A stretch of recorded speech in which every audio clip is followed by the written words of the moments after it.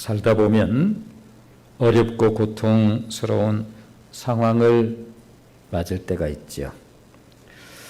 그 어렵고 고통스러운 상황이 가져다주는 여러 가지 유익이 있을 수 있겠습니다만, 그 고통스러운 시간을 통해서 비로소 깨닫는 것 가운데 하나가 무엇인가 하면, 무엇이 중요한 것인지, 다른 표현으로 하면 무엇이 본질인지를 깨닫는 데 있다고 할 수가 있겠습니다. 예컨대 건강의 소중함이야 누군들 모를 리 없겠습니다만, 건강의 어려움을 겪으면서 그때 비로소 마음속 깊은 곳으로부터 건강이 진짜 중요하구나라고 하는 사실을 깨닫는 것처럼, 오늘날 기독교 신앙이 폄하되는 그러한 시기에 우리들이 갖는 질문 역시 이와 같은 질문을 해볼 수 있겠지요. 기독교의 본질은 뭘까라고 하는 것입니다. 나는 과연 기독교의 본질을 알고 신앙생활을 하는 것일까? 아니면 흔히 말하는 것처럼 무턱대고 하는 것일까? 그렇다면 기독교 신앙의 본질은 뭘까요? 예수 그리스도라고 말할 수 있습니다. 우리들은 종종 본질은 제쳐두고 열심에 빠져드는 그러한 경우들이 있을 수 있지요. 이름하여 종교적 열심, 이렇게 표현할 수 있습니다. 오늘날처럼 말씀드린 것처럼 기독교가 폄하되고 길에 밟히는 맛 잃은 소금처럼 세상이 교회를 걱정한다라고 하는 그런 말을 종종 듣는데, 적어도 크리스찬에게 있어서 이처럼 모멸스러운 그런 말은 없지 않을까, 그런 생각을 해보지요. 그러므로 기독교가 이처럼 땅에 떨어진 듯 마치 맛 잃은 소금처럼 길에 밟히는 이러한 때에 무엇보다 우리들이 우선적으로 해야 할 일이 있다고 한다면, 그것은 본질 이해하기, 본질 회복하기라고 할 수가 있겠습니다. 그렇습니다. 오늘은 우리들의 본질이신 예수님께서 우리들에게 말씀하신 그 말씀에 귀를 기울여 보려고 합니다. 예수님의 공생의 사역 동안 여러 번 들려주신 말씀 가운데 아주 심플한 말씀이 있죠. 나를 따르라. 예수님은 기회 있을 때마다 이 말씀을 하시고 또 하셨습니다. 오늘 본문에 나오는 내용처럼 시몬과 안드레에게 하셨고, 또 이어서 야고보와 요한에게도 하셨습니다. 세리 마태에게도 이 말씀 하셨죠. 나를 따르라. 부자 청년에게도 하셨습니다. 어떤 이에게는 필경 아마 장례자리였던 것으로 생각이 되어지는데, 그 장례자리에서 이 말씀을 하실 말씀일까 이런 생각이 들 만큼, 죽은 자로 장사하게 하고 너는 나를 따르라 라고까지 말씀하셨으니, 그저 필부적 생각으로 생각을 해본다고 한다면 이건 경우가 없어도 너무 없는 거고, 일생을 살아가면서 장례라고 하는 것은 그 모두가 그 무엇보다 소중하게 여기는 그러한 자리인데, 아니 죽은 자로 장사하게 하고 너는 나를 따르라, 이게 할 말씀인가? 경우로 치면 정말 이보다 경우가 없을 수 없고, 무례한 것으로 따지면 이보다 무례한 일이 또 있을까? 그러나 아무튼 예수님께서 분명 장례식장일 터인데 그 간단치 않은 그러한 자리에서 예수님께서 죽은 자로 장사하게 하고 너는 나를 따르라. 그런데 조금 더 우리가 생각을 해보면 단순 명료한 이 말씀은 모두에게 하시는 말씀이라고 할 수가 있겠지요.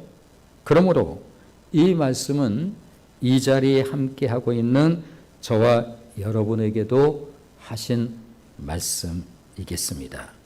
물론 당시 시몬 베드로와 베드로 형제에게 나를 따르라, 세관에 앉았던 세리마태에게 나를 따르라는 직접적 부르심은 아니다 할지라도 그와 같은 의미로 예수님께서는 저와 여러분에게도 동일한 말씀을 하셨다라고 그렇게 생각해 볼 수 있겠죠. 성경의 언어가 늘 그런 것처럼 예수님의 말씀엔 어떤 설명도 없고 밑도 끝도 없이 그저 나를 따르라 이렇게 말씀을 하세요. 설득하고자 하는 의도도 없는 것 같고 이해시키고자 하는 노력도 없어 보이죠. 다만 이런 의도가 담겨 있는 것 같긴 합니다. 자, 나를 따라오렴. 너에게 보여줄 게 있다. 한마디로 그런 의미로 생각해 보면 예수님의 이 부르심에는 분명한 이유와 목적이 있는 부르심에는 틀림이 없는 것 같아요. 그러므로 기독교 신앙은 그분의 부르심이라고 아주 굉장히 심플하게 그렇게 말씀드릴 수 있을 것 같습니다. 그러므로 나를 따르라는 이 말씀은 매우 간단하고 심플해 보이지만 기독교가 무엇인지를 잘 가르쳐 주시는 말씀이라고 할 수가 있겠습니다. 예수님께서는 언젠가 당신에 대해서 내가 곧 길이다 이렇게 말씀하셨어요. I am the way. 내가 길이야. 따라서 예수님이 길을 내시는 분이라고 한다면 우리는 길을 따르는 사람이겠지요. 그러므로 기독교는 예컨대 무슨 총회도 있고 교단마다 또 연합단체도 있고 이런 많은 조직들이 있습니다만 기독교는 그런 조직이나 제도가 아니라 기독교는 예수님을 따르는 것이라고 말씀드릴 수가 있을 것입니다. 브랜디가 작시한 찬송가 324장은 그래서 이렇게 노래하지요. 예수 나를 오라 하네 예수 나를 오라 하네 어디든지 주를 따라 주와 같이 가려네. 주의 인도하심 따라 어디든지 주를 따라 주와 같이 가려네. 그런 의미에서 예수님이 우리를 부르신 것은 우리가 가는 길, 우리가 가야 할 곳에 관한 것이라고 말씀드릴 수가 있습니다. 그렇습니다. 그물을 던지며 고기를 잡고 있는 현실 앞에 있는 시몬과 안드레 형제, 시몬이 베드로예요.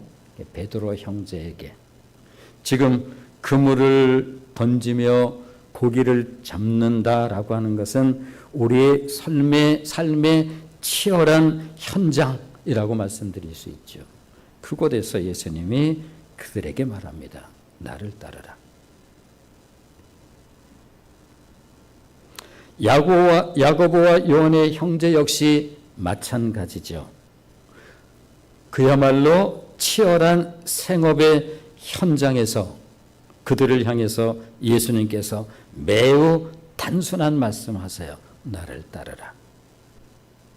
세관이라고 하는 현실 앞에 앉아있는 레위 마태를 향해서 나를 따라오라고 부르시는 거예요. 그렇다면 예수님께서 우리를 부르신 이유는 무엇일까? 그것은 우리가 어디로 향해 갈 것인가에 대한 것이라고 말씀드릴 수가 있겠습니다. 심지어 죽은 자로 장사하게 하고 너는 나를 따르라고 말씀하신 것을 생각하면 이게 예사짜리가 아닌데 100번 양보해서 치열한 삶의 현장, 어부에게 있어서 오직 관심사가 있다고 한다면 고기 잡는 것. 세리 마태가 세관에 앉아 있는 것은 세리 마태도 잘 알고 있어요. 이 동족의 피를 빨아먹는 것 같은 그러한 일자리인데 동족으로부터 수많은 눈치를 받으면서도 그 자리에 있을 수밖에 없었던 마태, 그를 향해서 나를 따르라. 그 다 양보할 수 있는데 이건 아니지 않은가? 이 자리가 어떤 자리인데, 온갖 슬픔이 다 들어있는 자리인데, 인생 가운데 가장 어떤 것하고도 바꿀 수 없는 것 같은 의미의 자리인 장례 자리에서 죽은 자로 장사하게 하고 너는 나를 따르라 라고 말씀하셨다고 한다면 필경 죽음보다 더 중요한 게 있다는 의미겠지. 그렇지 않고서야. 그런데 이 부르심과 관련해서 한 가지 생각할 것은 예수님이 우리를 부르실 때에 우리의 과거에 대해서는 전혀 관심이 없는 듯한 느낌을 받는다는 거예요. 과거에 어떠했든지, 과거에 누구였든지, 무슨 일을 했는지 전혀 상관을 하지 않는다는 사실만큼은 확실하다는 거예요. 그러기에 주님께서 누군가를 부르실 때는 어떤 자격을 가지고 부르시는 것은 아니라고 하는 것만큼은 분명하다는 거예요. 왜냐하면 세리라고 한다면 그 당시에 누구나 대놓고 욕하는 사람인데 동족의 그 피를 빨듯 세금을 더 쟁취하는, 그것도 나라 이런 그러한 가운데 동족에게 그럴 수 있어 라고 하는 그 뒷소리를 날마다 들으면서도 그 자리에 있지 않으면 안 되는 이 엄연한 삶의 현실 앞에 그 사람이 세리인데 그를 불러요. 너는 좀 안 되겠다. 아무리 사는 것이 어렵다 할지라도 동족 피 빨듯 살면 안 되지. 그런데 그러한 세리를 예수님께서 부르셨다고 한다면 그 부르심에 분명히 하나 확실한 것은 무엇인가 하면 그 사람이 과거에 어떠했든지 누구였는지 무슨 일을 했는지에 대해서는 전혀 묻지 않고 있다라고 하는 사실만큼은 분명하다는 거예요. 심지어 가늠하다 현장에서 발각된 여인에게조차 단지 앞으로는 이렇게 하라고 말씀하실 뿐 다른 어떤 말을 하시지를 않아요. 엄청난 액수의 돈을 모두 탕진해버린, 그래서 성경에 탕자라고 그렇게 불리움을 받는 이 아들에게조차 그 엄청난 돈을 도대체 뭐하다 다 탕진했냐고, 그게 어떤 돈인지 아냐고 전혀 묻지를 않아요. 사실은 이 탕자가 아버지 집으로 돌아가겠다고 결심했을 때 제일 마음에 걸리는 게 무엇이었는가 하면 아버지가 너 그 돈 어디다 다 썼냐? 라고 물으면 내가 뭐라고 말할까 이것을. 이게 제일 마음에 걸렸어요. 탕자는 아버지가 물으면 이렇게 저렇게 변명하리라 나름 준비를 해 놓았습니다만 정작 아버지는 일체 묻지를 않아요. 너 그 돈이 어떤 돈인 줄 알아? 너 도대체 그 많은 돈을 어떻게 탕진한 거야? 말씀 한마디 할 법한데 전혀 묻지를 않습니다. 그저 있는 힘을 다해서 포옹을 할 뿐. 오히려 아들이 돌아오고 난 이후를 위해서 모든 것을 준비하시는 분이셨습니다. 가락지와 너는 여전히 내 아들이야. 가락지가 신분을 상징하는 부분이라고 한다면 네. 아들이 본인도 얼굴이 있어서 나는 아들이라 여김을 받지 아니하고 그냥 종으로 여김을 받아도 난 상관없어. 그런 마음 가지고 있었어요.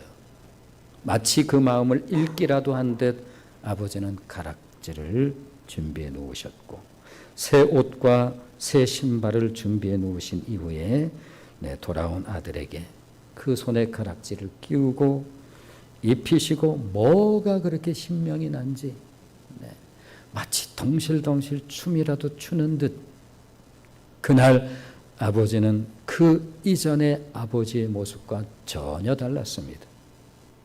물론 과거의 죄를 하나도 들춰내지 않았습니다.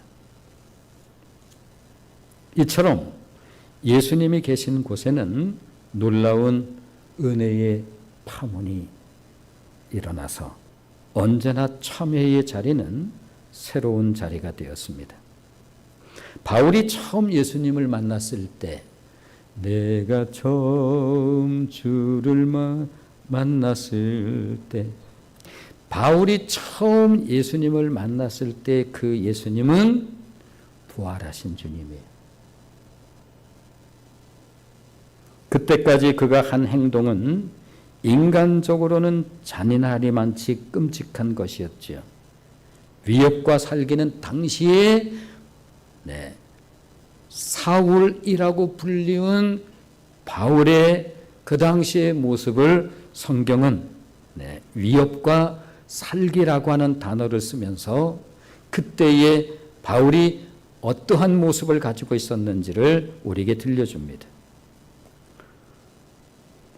위협과 살기는 당시 바울이 예수 믿는 자들에게 한 행동으로 의로운 스데반을 돌로 쳐 죽인 죽음은 고스란히 예수님에게 직접 행한 것과 동일한 것으로 부활하신 예수님을 바울이 만났을 때 주여 니시오니까 주님께서 이렇게 말합니다. 네가 핍박하는 예수라.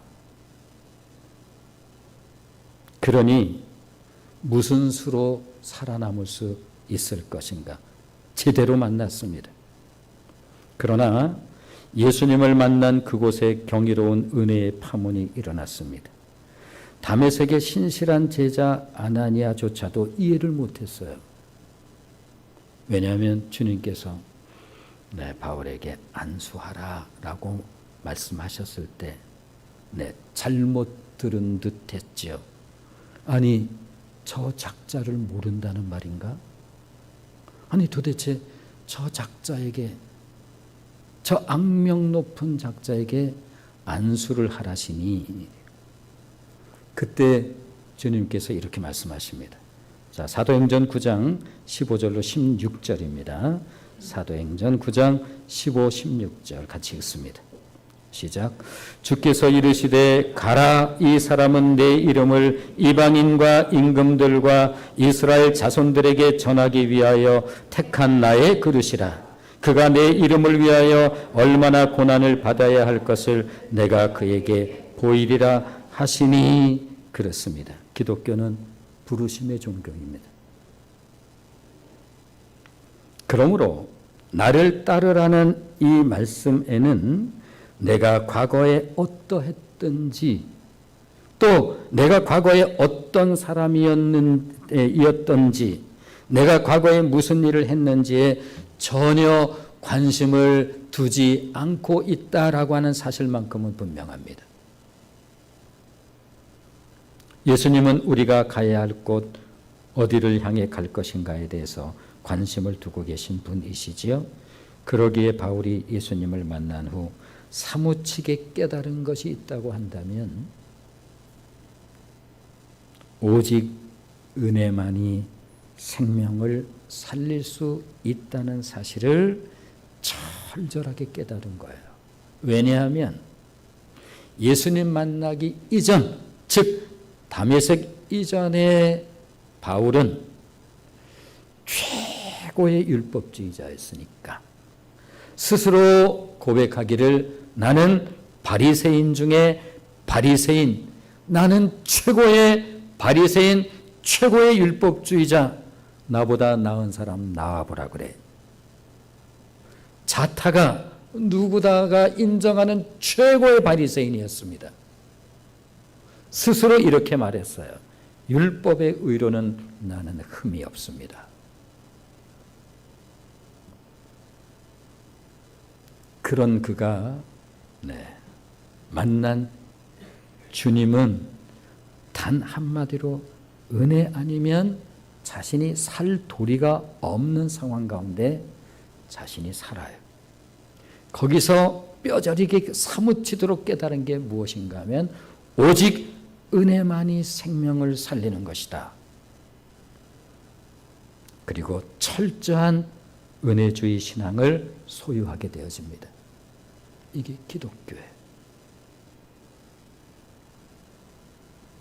그렇다면 우리는 어떻게 주님을 따를 수 있을 것인가? 이에 대해서 언젠가 예수님께서 이렇게 말씀하신 바가 있죠. 우리는 그것을 흔히 제자도라고 그렇게 부릅니다.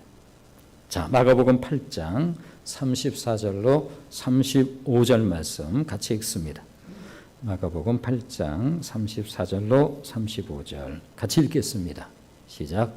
무리와 제자들을 불러 이르시되 누구든지 나를 따라오려거든 자기를 부인하고 자기 십자가를 지고 나를 따를 것이니라.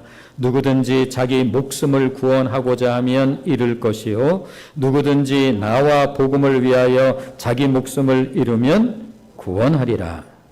우리 삶에는 두 가지 길이 놓여 있다 이렇게 말씀드릴 수 있겠죠. 하나는 나를 쫓는 길, 즉 나의 본성을 따르는 삶. 아니 내 인생이 내 거지 뭐. 아니 나 하고 싶은 대로 사는 거지 뭘 인생이. 아니 누구를 위해서 사는 거야 인생이? 네, 이런 삶이 있습니다. 또 다른 하나는 나를 부인하는 길이라고 할 수가 있는데 당연히 두 번째 길은 어렵기도 하겠지만 마음에 들지 않겠지요. 내가 무슨 남을 위해서 살아. 나 살기도 깝깝하고만. 첫 번째 삶이 오직 나를 위해 살고 나를 위해 쌓아가는 삶이라고 한다면 또 다른 삶은 내 삶을 다른 사람에게 다른 사람을 위해 다른 사람을 중심으로 사는 삶을 말합니다. 일부 예배 때 어린이 공동체 수련회니까 사전에 저한테 얘기를 했더라고 한다면 설교 내용을 조금 주제라도 좀 비슷하게 준비를 했을는지 모르겠습니다만 전혀 얘기를 듣지 못했는데 노란 티를 입은 어린이 공동체가 이렇게 다 앉아 있어요. 네, 엄청 당황했습니다. 이거를 어떻게 오늘 동일한 이 설교 내용인데 하나님의 뜻이 있겠지 하고 하여튼 얌전하게 앉아서 꼬박 들었어요. 그렇습니다. 교사들이 아유 난 우리 애 그냥 1시간 보는 것도 그냥 지겨운데 꼬박 이 아이들 여러 명을 그들과 함께 은혜 나누고 잠도 함께 자면서 교사들이 섬기는 것, 이것이 바로 나를 부인하는 삶, 다른 사람을 섬기며 살아가는 주님께서 말씀하신 그 삶을 의미하는 거죠. 따라서 예수님께서 나를 따르라고 하실 때는 너희도 내가 걷는 길을 걸으라는 그러한 의미의 말씀이실 것입니다. 어때? 따라오겠니? 나를? 그렇다면 꼭 기억할 것이 있다. 이 길은 자신을 부인하는 길이란다.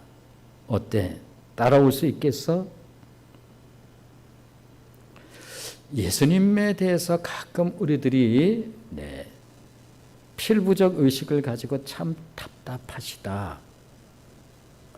아니, 좋게 따라오라고 해도 그 길이 간단치 않은 일인데 우리 주님께서 오늘도 참 답답한 말씀 하시죠?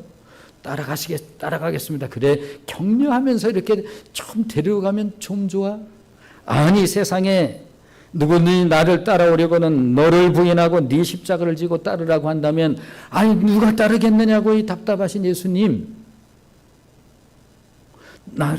주님을 쫓겠습니다. 그러면 그래 참 대단하다 그 생각. 이렇게 격려하면서 좀 이렇게 데리고 가시면 좀 좋아요. 자, 공중에 나는 새도 다 제 집이 있지만 나는 거할 곳이 없다. 아니 누가 따라가겠냐고요.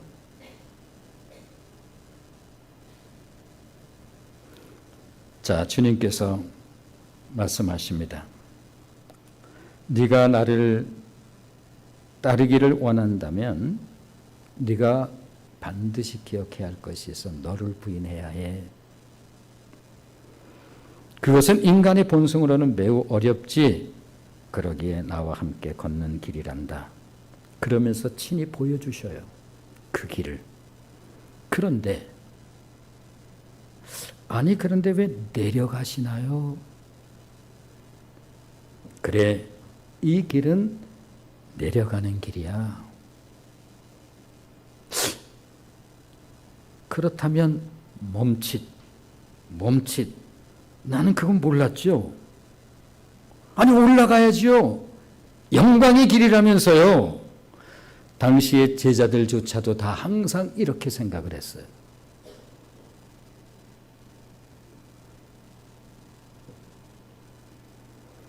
그러면서 십자가를 지는 것에 대해서 보여주십니다.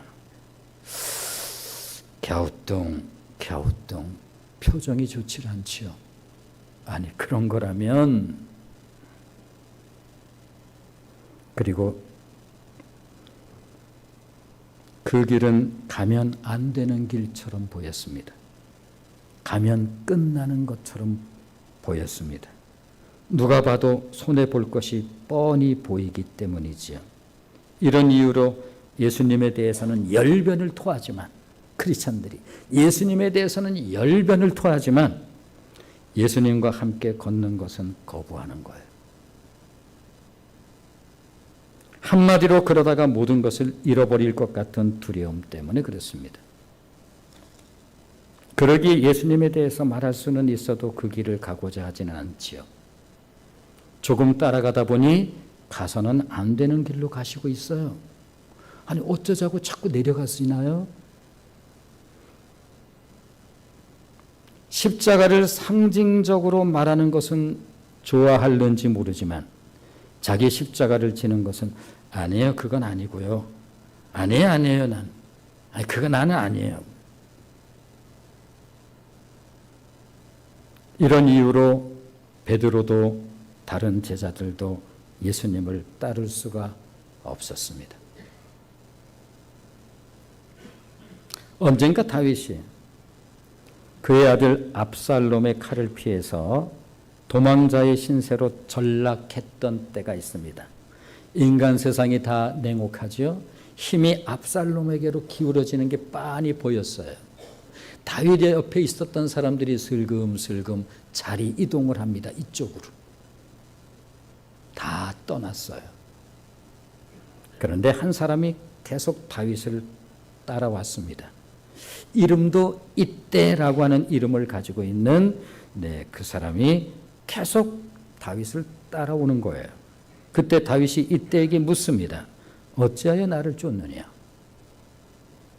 어쩌자고 나를 따라오느냐? 나와 함께 가는 길은 고난과 죽음뿐. 차라리 너의 고향으로 돌아가라. 야훼께서 내게 은혜 베푸시기를 원한다. 그러자 이때가 이렇게 대답을 합니다. 자, 사무엘하 15장 21절 말씀을 보시면 사무엘하 15장 21절 같이 읽습니다. 시작. 이때가 왕께 대답하여 이르되 여호와의 살아계심과 내 주 왕의 살아계심으로 맹세하옵나니 진실로 내 주 왕께서 어느 곳에 계시든지 사나 죽으나 종도 그곳에 있겠나이다 하니. 이 정신없는 친구, 상황 판단이 그렇게 안 돼? 나 따라오면 너 죽어. 아닙니다. 내 주 왕께서 어느 곳에 계시든지 사나 죽으나 종도 그곳에 있겠나이다. 이 이야기는 이 이야기 위로 또 다른 성경의 이야기가 오버랩되지요. 나오미와 그의 며느리 룻. 흉년이 들자 모압 땅으로 피해 갔다가 완전히 망했습니다. 나오미가. 남편도 죽고 두 아들도 죽고 두 며느리만 남았습니다. 아무리 생각해도 앞으로 희망이 없어요. 그래서 원래에 있던 자리로 돌아가야 되겠다. 베들레헴으로 돌아가기로 결심하고 며느리들에게 말합니다. 우리 표현으로 표현해보자면 얘들아 너희도 이제 팔자 고쳐라. 내 신랑들 다 죽었고 이제 우리에게 무슨 소망이 있겠어. 친정으로 돌아가. 친정으로 돌아가라. 여호와께서 선대하시기를 원하노라. 첫 번째 며느리가 표정 관리하면서 나오미에게 입맞춤 슬쩍하고 아유 안 되는데 그러면서 쓱 가버렸습니다. 그리고 둘째 며느리 룻만 남았어요. 그러면서 룻이 시어머니 나오미에게 하는 말이에요. 어머니께서 가시는 곳에 나도 가고 어머니께서 머무는 곳에 나도 머물겠나이다. 어머니의 백성이 내 백성이고 Your people, my people. 더 이상 나 어디로 다른 곳으로 가라고 말씀하지 마세요. 판단 잘해야지. 지금이 어떤데 잠깐 민망하지만 쓱 그리고 가버리면 되잖아. 그날 예수님께서 들려주신 말씀이지요. 그것을 간직하려고 하면 할수록 잃게 될 것이다. 예수님께서 그날 말씀하신 것처럼 그분은 다 잃었습니다. 기독교는 잃는 종교. 주님께서 보여주신 기독교는 잃는 종교예요. 예수님은 십자가에서 다 잃었습니다. 당신이 말씀하셨던 것처럼 마가복음 8장 35절 우리 한번 다시 읽어보겠습니다. 마가복음 8장 35절 같이 읽습니다.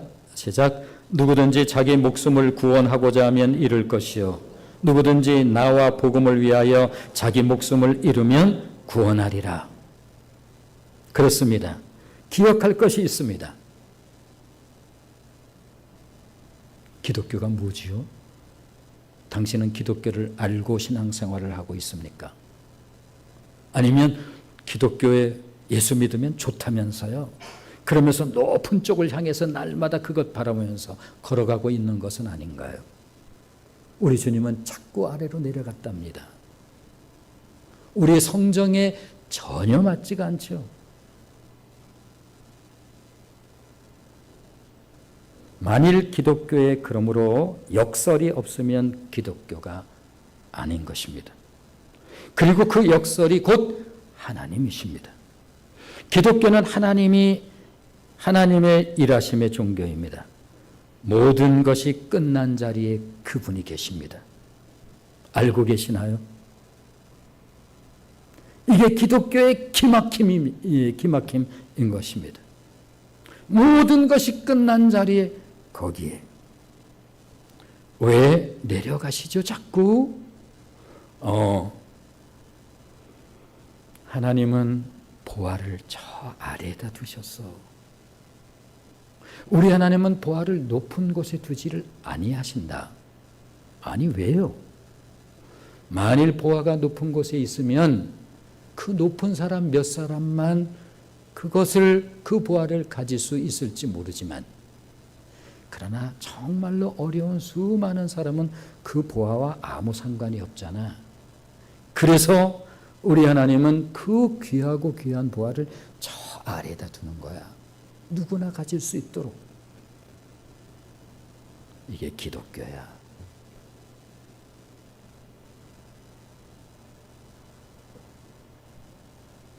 만일 그때 아브라함이 모리아 산에 오르지 않았다고 한다면, 아니 어쩌자고 그 길을 갑니까? 그 끝난 자리 아니에요?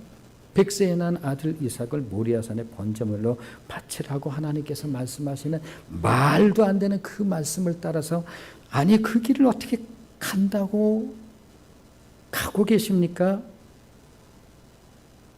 모리아 산이지만, 외형적으로 높은 모리아 산이지만 사실 그날 아브라함은 저 아래로 계속 걷고 있었습니다.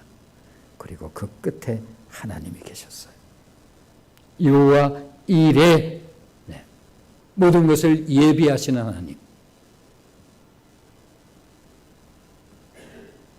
만일 요셉이 감옥에 안 가겠다고 버둥버둥 했다고 한다면 어떻게 됐을까? 하나님은 바로 거기 계셨습니다.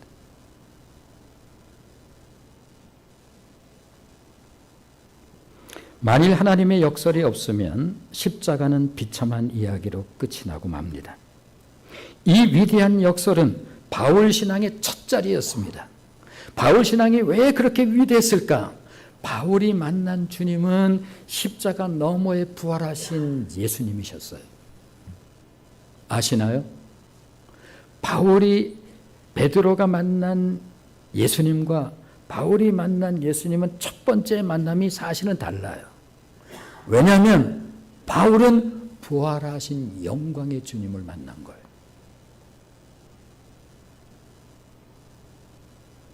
바울의 신앙은 바로 부활하신 예수님을 만나는 것으로 시작이 돼요.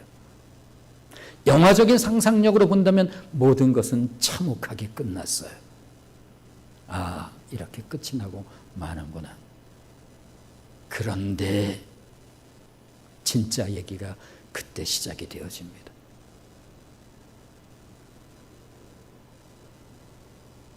바울의 신앙이 위대할 수 있었던 이유이지요. 바울이 들려주는 역설입니다.